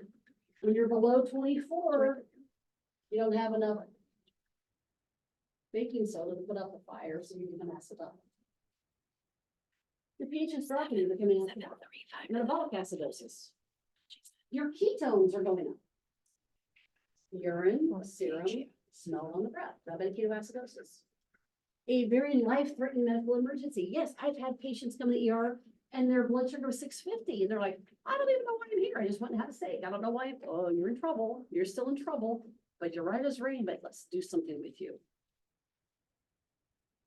It's DKA is typically a type 1 diabetic disorder, but it can happen to a type 2 whose A1C is not efficacious. It's not that right range. Think of what could cause it: increased metabolic demands, pneumonia, cancer, surgical procedures, sepsis, illness, trauma, heart attack. This is a serious complication because of insulin pump use and poor compliance, diabetic ketoacidosis. Before DKA hit though, there's about 24 hours or better of polyuria, polydipsia, nausea and vomiting. Ooh, there's some signs. Exhaustion, I'm really tired, precipitated the event. Something's going on that increased the metabolic demands of that body. When you guys start doing your surgical rotation, or you start doing your internal medicine rotation, and you're ended up in the ICU to do that, you're gonna see how we try to prevent DKA in diabetics, type 1 and type 2, because the sequela is monstrous. If not treated, the mental stupor progresses, of course. And then I've had some diabetic ketoacidosis patients that are at 300, and they absolutely are lethargic, laid out on the exam table, and they can't speak, they can't move. They're just absolutely stuporous. They'll end up in a coma. And coma ends up in seizure and death. So you have to react pretty quickly. So your signs are massive dehydration. What in your CMP, your complete metabolic panel, points you to dehydration? What value? Which one? Sodium. Chloride. Could be. Sodium can. Chloride. Is the sodium too high or too low? Too high. Excess, that's diabetes insipidus, excess water excretion, sure. And Chloride. you're looking at your BUN and creatinine. Normal, everybody's just kind of drinking coffee or whatever you're drinking here today, and BUN and creatinine ratio 7-to-1, 10-to-1. These guys might be 30 or 40. So you guys, your BUN creeps up, you're very, very dehydrated. What's your skin turgor like? Okay, I've had 2 cups of coffee today. Tempting. I need some hydration, I need some water. Dry oral mucosa. Babies who are crying and there's no tears, they're dehydrated. There's no tears, they're dehydrated. Drowsy, tachypnea. What is tachypnea? What's that? Breathing really fast. Off those, you smell, you walk into that patient room, smells fruity in here, you know right away we got a diabetic in here. We got decay. Ketones are being blown off, they're lethargic. Acetone breath. Acetone like paint, nail polish remover, not quite that caustic to your eyes. Tachycardia, hypotension, they're in trouble. Glucose, moderate to severe DKA, the blood glucose is anywhere from 350 to 900. You can say I've seen 800s, I've seen 850s, I've seen 28, I've seen the range. But just because you're above 250, that's the definition. With acidosis, that's the definition of DKA. You don't have to be, oh, it's 260. You're not diabetic acidosis, or they're either with you or they're not. Elevated ketones, lactate levels, BUN creatinine levels. When you don't have enough circulating insulin and you have way too much glucose, your potassium is going to elevate. You end up in hyperkalemia. What's the normal level for potassium? Serum potassium level should be 3.5. Good. This will be 6.1, 6.2. And that nurse is going to come running down the hallway to you. Oh my gosh, do something about that red flag value. Do something about that potassium. You're not really worried about that potassium.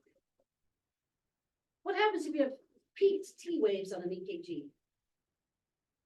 That's hyperkalemia. What about depressed or flattened? Hypokalemia. Hypokalemia. And you're like, the diabetic, it's a little different. You still go, because they're on telemetry. Fluid resuscitation. You're going to give them fluids. and you're gonna give them regular insulin. And as you give them fluids and insulin, guess what happens to the potassium? When there's not enough insulin and there's way too much glucose, potassium leaves the cell. It goes extracellular and it's in your circulating bloodstream. When you correct the deficiency of insulin and you give lots of fluid, potassium goes right back into the cell. You're gonna auto-correct on the crossroads. It's going to auto-correct. But you have to have the wherewithal to keep watching this. Put that person on a monitor because you don't want that PT wave to cause an MI. Gotta be careful. But if you correct that potassium before you do anything else, you're gonna crash that patient. They're gonna go hypotonic, then you got another issue. Serum sodium, just like you all said, serum sodium normal is 135, 145, it's gonna start going up higher. Phosphorus, that's gonna change, but we really don't, we look at that number, but we don't treat it typically. You can only treat it if you're really super acidotic, like below 7.1, otherwise don't treat it. Restore the plasma volume.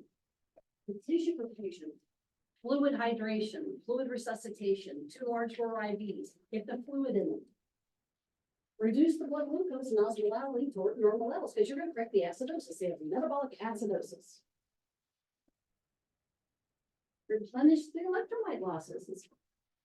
Be careful with that. Monitor that. If comatose, you might have to intubate them. Because when they come to, you don't wanna, they're gonna vomit, even if they're comatose, they can vomit. Well, that one aspiration willingness. When you fluid resuscitate people, we're gonna go over that in a second. You be very wary, be very careful with elderly, especially heart failure patients and kidney patients, because you will overload them with fluid and you'll put them in failure. So you have to be very careful.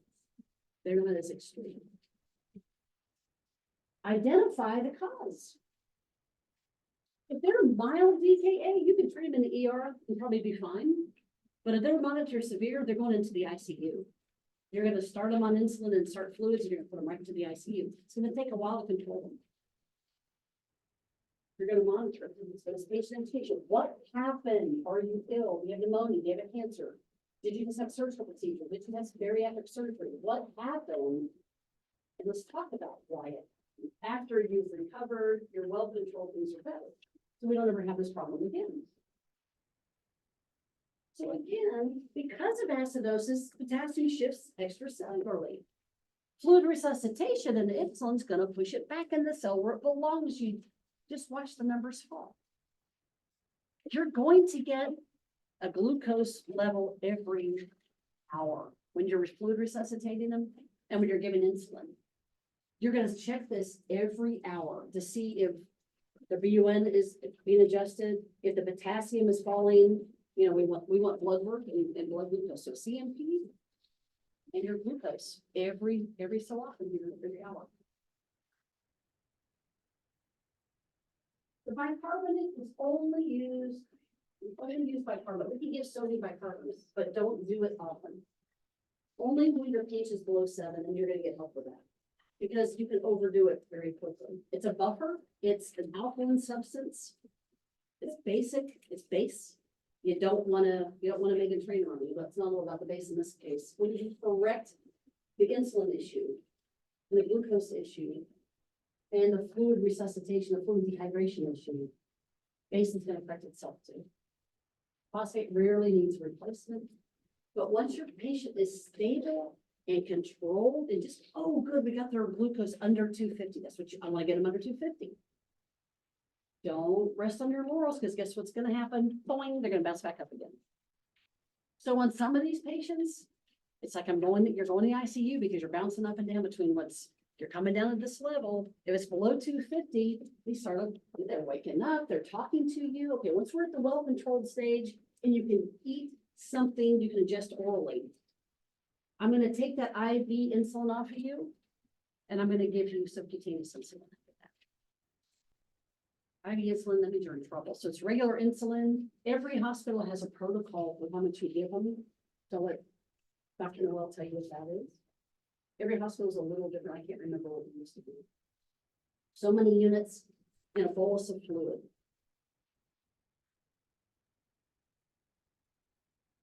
Did I show you? Did I give you the fluid levels? Okay, here we go. Did I skip this guy? Jeez. Oh, that's that, I'm sorry. Mild, treat him in the ER, moderate to severe, they go straight to the ICU. Start the treatment, but then send to the ICU. Believe it or not, these patients come in with a 4 to 5 liter deficit. You're like, patients don't have a dipstick. How do I check the level? Because a patient asks me if I'm a dipstick. I look at your vital signs. I look at your labs. Tacking away, you're hypotensive, you're fluid depleted. Plus, you're driving. Up to a 5 liter deficit, I'm gonna give you fluid. It's normal saline. Normal saline is also called 0.9% NS, normal saline. 1 liter in an hour. That goes pretty quick. Then slow the rate to about a third to a half of that. So that's kind of a stat bolus. At first, give it over 1 or 2 hours. Now, again, if they're a heart failure patient, they're elderly, slow it down a little bit. They're kidney patients, slow that down a little bit. This is gonna start having a big effect because you're also gonna hang an insulin drip on them or give them so many units of insulin while you do this. An hour later, and insulin's weight-based. So regular insulin, 0.1 milligram per kilogram, IV bolus, and then continuous infusion or give the same dose IM. But every hour, you're gonna check that glucose level. You're gonna keep giving them fluid. Every hour, and you're monitoring this patient, and you're documenting all the lab values of every step of the way. You're looking at the potassium's gonna start shifting back into the cells. All your bicarbonate's gonna start shifting the way it's supposed to be. Get your glucose down to 250. But keep an eye on it, because it might bounce back up a little bit. If they were that bad, they're gonna go to the ICU and they're gonna be somebody else's patient. Check the pH and electrolytes every 2 to 3 hours. Where do you get your pH from? Arterial blood gas is where you get that from. That's where you get your bicarbonate from. No, you get your bicarbonate from your CMP side. But it's super important to figure out why this happened. What is happening? This is good.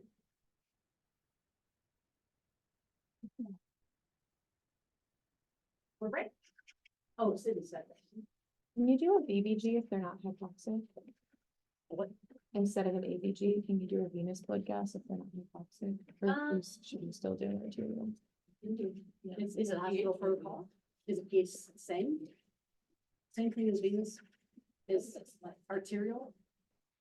I haven't done that before. See if these factors. So hospital protocol. Yeah. That's the other thing is every hospital is different. Like these hospitals won't let you use Demerol. It makes people seize. These hospitals don't mind it for laparoscopic surgery and for muscle spasm after surgery. Everybody's a little different. I've never been in a place like that. See what is it? See something. I've got definitions. Hyperglycemia of over 600. Osmolality is over 310. The blood Thank you. pH. You're not really acidotic. No acidosis, and you got a normal anion gap. Your bicarbonate is above 15, so it's way above 15. But you're severely hydrated. Look, 6 to 10 liters deficit. So that's the definition. Those parameters are the definition. Just like the parameters are the definition for DKA, blood glucose over 250, and acidosis with a bicarb less than 15. That's DKA. So this is non-ketotic hyperglycemia. And this happens middle-aged or elderly patients that don't know they're diabetic and it's mild and the kid, we don't know, no one's ever discovered it or they're just not compliant. They're not following up with the primary care and they get this and they'll come into the ER or the ICU or be admitted or you'll see them in primary care, like something's really wrong. So get your blood work done and you find some issues or they come in this state. There's always some underlying condition that predisposes them to this issue as well. So they've got a very mild diabetes. Maybe their A1C was a 6.6 or 6.7. They haven't been compliant. They're not following up. They end up in the ICU or ER in the ICU because of this. Heart failure, chronic kidney disease, renal patients. Those are big, big problems. So there was an infection. There's a stroke, they've had a recent procedure, they've had a recent surgical procedure, they've been on a diuretic, they've had an MI, they're on certain medications. Those precipitate with just the right, oh, I got chronic kidney disease, I'm a heart failure patient. You've had this diabetes going on, didn't really know about it, and boom, look what happened one day. Same issue, fluid replacement. Regular insulin. Check the chemistries, check the blood glucose, same thing. And then patient education, how did this happen? What's the long-term goals here, long-term management? We've got to get you compliant or you're not gonna live very long. Recognize situations that predispose you to this. A lot of dialysis patients, like I've said, a lot of dialysis patients are diabetic. And they sometimes come to dialysis and they have this issue, they're totally out of it. It's like, well, we really can't dialyze you here, we're gonna dialyze you in the hospital because you're gonna get admitted. And you talk to them when they come to and they say, I've been throwing up all day, I haven't been feeling well. No, we need to know about this. No. Exocrine pancreatic insufficiency. It's got a lot of noise in the press because we're starting to hear more and more about it. It's a form of pancreatic failure. Pancreas, remember, has digestive enzymes that it secretes. Well, these enzymes are deficient. They're not doing their job. They've got to break down your food substances. Well, if this is a pancreas that has no ability to really do much of this, amylase, protease, lipase being the main one, pancreas isn't able to secrete much of this, if any at all. That leads, you've got pancreatic and non-pancreatic causes that lead to this pancreatic failure. So acute pancreatitis, chronic pancreatitis, cystic fibrosis. What's going on with cystic fibrosis? That's genetic, but what's the problem with cystic fibrosis? Because people are fibrosis, there's a lot of diabetics that have cystic fibrosis. What's the problem with them and where are they in the hospital all the time? Everything's mucousy, it's trained to paste. And that paste gives them bowel obstructions, bowel blockage. They have a deficiency of pancreatic enzymes. That's sad. Celiac disease, Crohn's disease, pancreatitis, there's all pancreatic things. But what happens is they'll start complaining first about, kind of bloating, but every time they have a bowel movement, it's oily. Steatorrhea, they're oily stools, or they're really watery stools, and they're not formed. When you guys first took foundations, you probably thought it was really disgusting for us to ask, what does your stools look like? Why do they want to know that? Now you know. Are they ribbon thin? Are they oily? They look at the commode and there's an oil slick. Well, maybe your gallbladder's giving up. Maybe you have exocrine pancreatic insufficiency. Because you're not breaking down your substances correctly. You're unable to. Weight loss, bloating, lots of flatus. They'll say, yeah, every time I have a bowel movement, stuff floats to the top. So when one of my patients used to say, I got a bobber in there, I could go fishing. I'm like, I don't really want to do that. I know where you're coming from. I get it. And they're very malodorous because you're not breaking down the food substances. These people have iron deficiency anemia or B12 deficiency anemia because you're not absorbing things correctly. You don't have the enzymes from the pancreas to break things down appropriately. Stools can be pale, that's steatorrhea, fatty, bulky, bloat, full of air, full of gas. But obesity can lend itself to this too. That leads to steatosis, endocrine and exocrine insufficiencies, and increased risk of pancreatic cancer. So acute and chronic pancreatitis patients, and it's not always alcohol that does that. But every time they have an episode, you increase that risk for pancreatic cancer, every time. It's a clinical diagnosis, but you gotta rule things out. What else is going on and how significant and how extensive is this issue? Let's rule out some other causes because they have malabsorption issues. That's the problem. I can't break down food substances. I'm not getting the nutrition that my body needs to function properly. So you need a CBC because you're going to rule out iron deficiency anemia. You're going to rule out B12 deficiencies. You're gonna get a prothrombin time to assess your vitamin K deficiencies if there's one. Electrolyte imbalances, including metabolic panel. Is there an underlying autoimmunity that we don't know about? Well, ESR, what does ESR stand for? Erythrocyte sedimentation rate. It doesn't say, oh, it's this. You have students that are, it doesn't say, it just says inflammation. Let's go look a little further, like CRP. It doesn't say what you have, but there's inflammation. So the next room, we're going to look at serum antibodies to sperm. There's something called fecal lactase. There's a stool test that tests for that. There is a 72-hour fecal fat collection.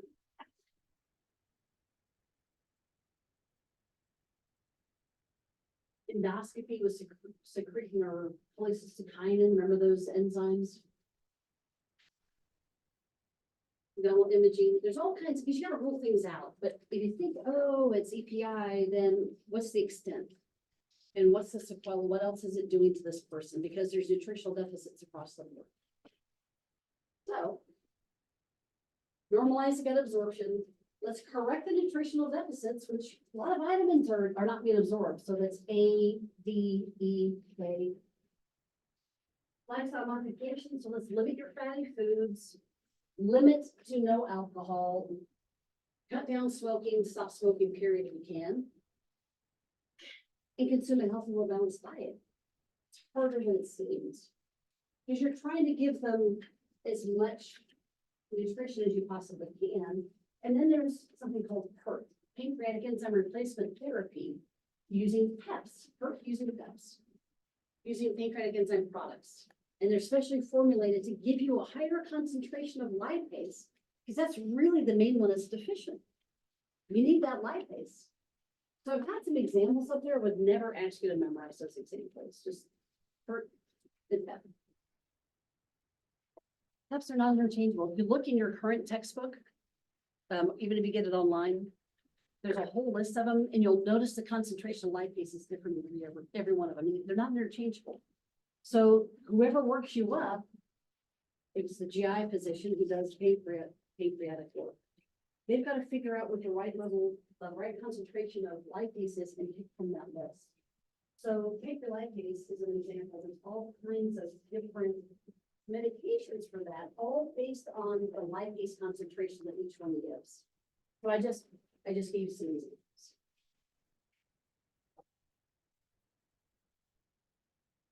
How's that? Any questions? Are there any questions you need to fill out on the roster present? Maybe some pause to do that, and I'll change that to yourself.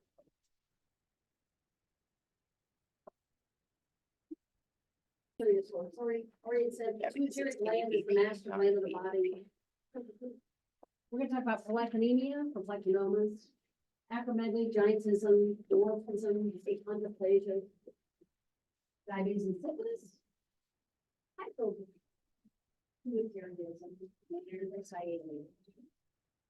so that won't take very long. So you have plenty of time to finish that.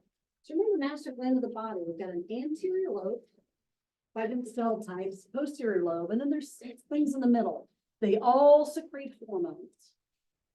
Remember where your little tiny pituitary gland is. It hangs off the sock underneath by the infibulum, underneath the thalamus, the hypothalamus, and it talks about hypothalamus. Hypothalamus. So the anterior lobes secrete growth hormone, thyroid stimulating hormone. The thyroid doesn't emit thyroid stimulating hormone, but the pituitary gland does. Luteinizing hormone, follicle stimulating hormone,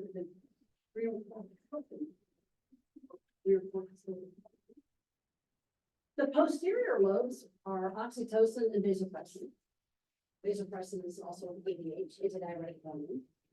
And then there's something in the middle that nobody really ever talks about, and it's for your melanocytes. It's your skin color, hair color, those kinds of things. We don't really ever talk about that much. But the center of the pituitary gland kind of regulates that. So follicle stimulated hormone, luteinizing hormone, there'll be more discussion in OB about that. And I'll probably do that with, what's my time? 13. We'll talk about that, gonadal kind of issues. And then But a pituitary adenoma, they're benign. They're largely benign. And it arises from one of 5 different cell types. If someone's got an adenoma, it means it's hyper functioning mass that's growing and it's over secreting usually something. Or maybe taking over and something else is under secreted, it's not getting the signal, but it's usually hypo or hyper secreting. And I always like this, peak incidence of age from 35 to 60. That's a huge peak incidence of age, it's adults, typically adults. When there's an issue with pituitary gland, sometimes the patient doesn't know because it doesn't happen suddenly unless there's been an insult. The only thing that happens suddenly would be central diabetes insipidus, usually if there was a hypoxic event on the OR, the tape in the operating room, or there was some trauma, brain trauma, head trauma, and an accident. Then the pituitary gland's taken a hit, okay, that would be sudden. But typically it's not. So you're either over secreting or under secreting some type of hormone, and sometimes people don't know what's going on, others can point it out to them, or you'll see yourself in the examination room. Think of where the pituitary gland is in relation to the optic chiasm. And when there's an anterior hyperfunctioning mass that's growing anteriorly, it's going to press on that optic chiasm and cause bitemporal hemianopia, or hemanopsia, or however I spelled it on your crossword puzzle. Visual field deficit. Bilateral means, or bitemporal means, I've lost my lateral fields of vision, and that's the sign someone comes to see you, I can't see. Prolactinoma is hypersecreting. It's a hyperprolactinemia, and that's hypersecretion of prolactin, and that's the most common form of hyperfunctioning pituitary gland. So that's hyperprolactinemia. So let's talk about it. It can happen in men. It can happen in women. Galactorrhea, men or women. What is galactorrhea? Is that like Star Trek? Is it a galaxy they're gonna go check out? secretion from the nipple. Secreting milk? Yeah. Not when there's a stimulus to do so. Hyperfunctioning pituitary adenoma, too much prolactin over the level of 200, highly suspicious. Menstrual irregularities. What is the difference between oligomenorrhea and amenorrhea? Amenorrhea is a prayer everybody wishes for later in life. What's the difference between oligomenorrhea and amenorrhea? Scant to none. You have oligo, you're still doing some. A, you're not. Infertility. But men is loss of desire, loss of libido, erectile dysfunction, hypogonadism. Infertility in both cases, galactorrhea, I should have put infertility above. Galactorrhea and fertility for both cases. So it does something very different for men and women, but remember it's almost a gonadal axis. So hyperprolactinemia, it's a prolactin level of greater than 200. There might be the mass effect, that pressing on that optic chiasm. That typically happens with growth hormone excess. It doesn't typically happen with prolactinoma. Let's look at the medications the patient's on. Let's exclude that as a cause. Let's look at some physiologic cause. You have pregnancy. Is that why you have amenorrhea and galactorrhea? You have a hypothyroid issue, a type of hypothyroidism, you say. You have sclerosis. You have hyperparathyroidism. You talk about that on Tuesday. Parathyroid glands regulate your calcium. How many two games you have? Remember, thorough history, physical examination that's appropriate, the biochemical marker in this case would be prolactin and whatever other lab you want before you do the radiologic study of choice. This is the pituitary gland, so what's your study of choice going to be? No. MRI. Yep. Treatment of choice for the crossword puzzle is a dopamine agonist. That's what you want, dopamine agonist. So bromocriptine. You do a surgical resection, not typically. Is this slide talking about hyperprolactinemia outside of a pituitary adenoma? Okay, it's just a continuation. Yep.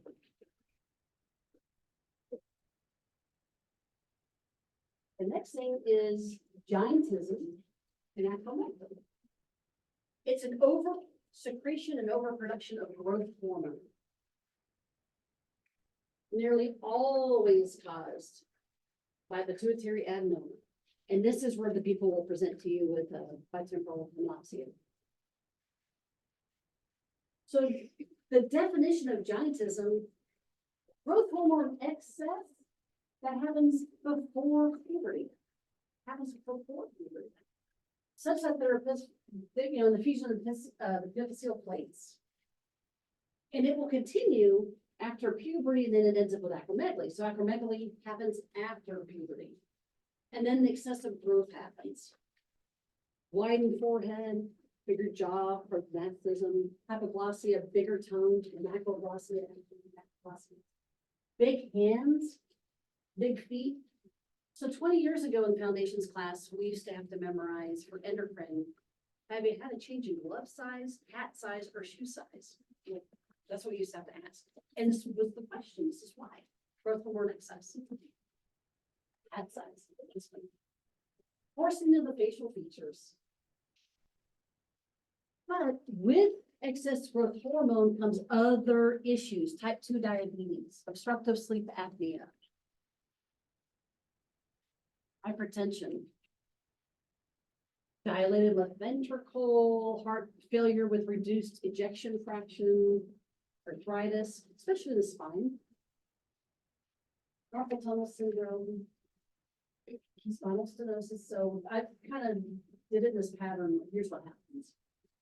So this is what this person looks like. I've seen 2 women and 1 man with acromegaly. So they developed acromegaly. I was going to stop them at the airport. Hey, by the way, did you have giantism when I did, out of curiosity, I'm not going to ask them that question, but it was very, very obvious, especially with women, that they had those features. So to diagnose this, the biochemical marker that you want is insulin-like growth factor 1. That's what you want. You're gonna rule it in or you're gonna rule it out. You see somebody who looks very large like this, you'll say, oh, right. I think we got a growth hormone too. Elevated levels confirm the diagnosis, and you can do an oral glucose suppression test, and you can measure growth hormone levels. Oral glucose suppression test will still give you elevated levels of growth hormone, so you know that's your answer. Then, once you got your biochemical marker, you go into your diagnostic, radiology diagnostic study of choice, your imaging modality, which is for the pituitary gland, which is your MRI. And that confirms your diagnosis because they link together. For this, because they're also having such other horrible sequelae with their vision, transfetal resection of that abdomen, they take it away.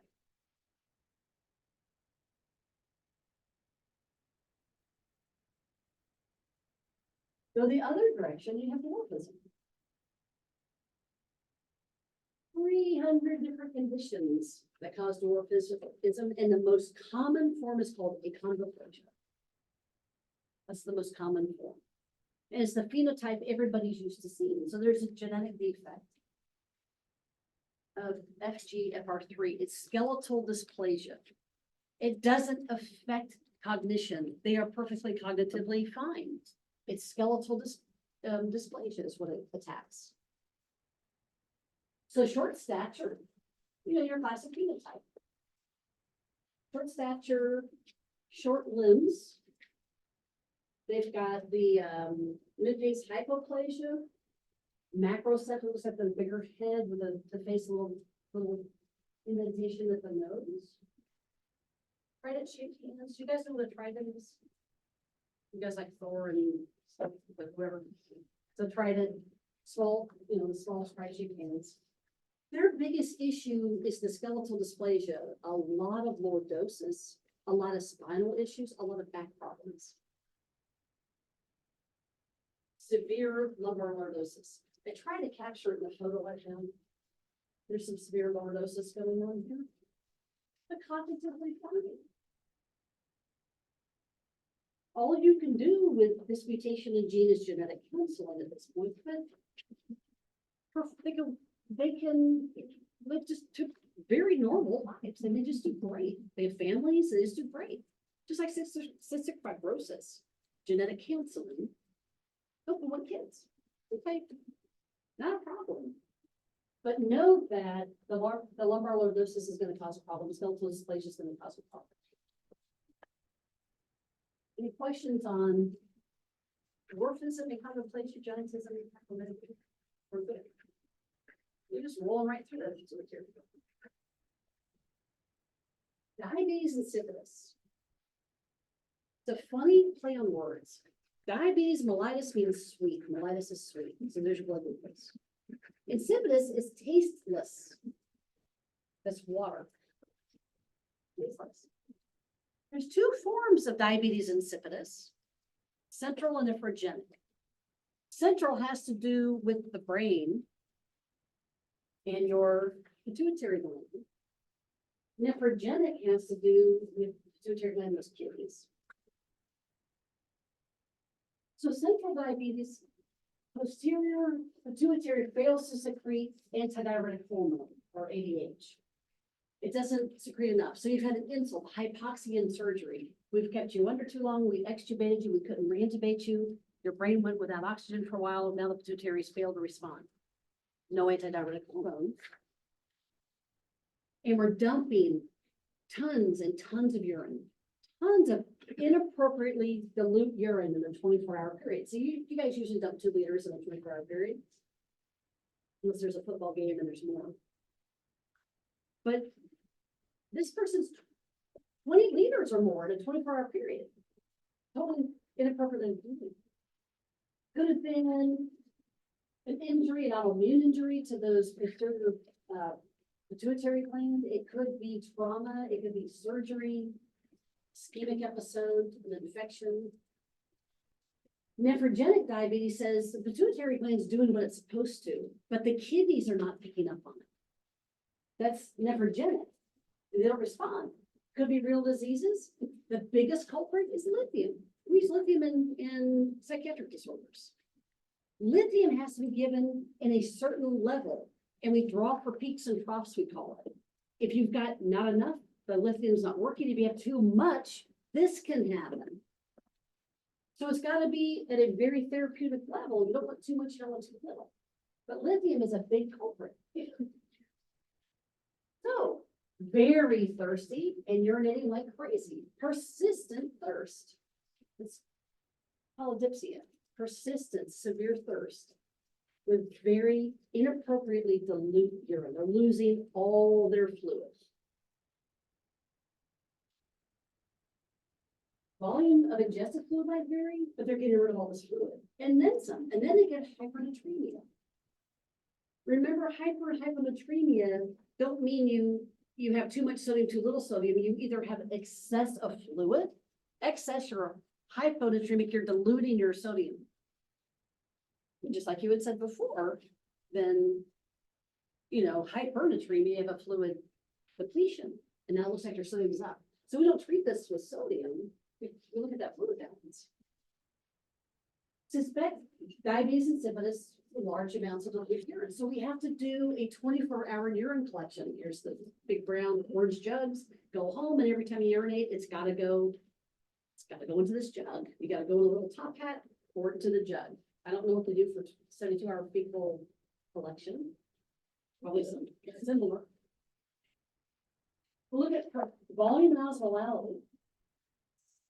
Elevated plasma osmolality and high plasma sodium levels. Suspect diabetes insipidus.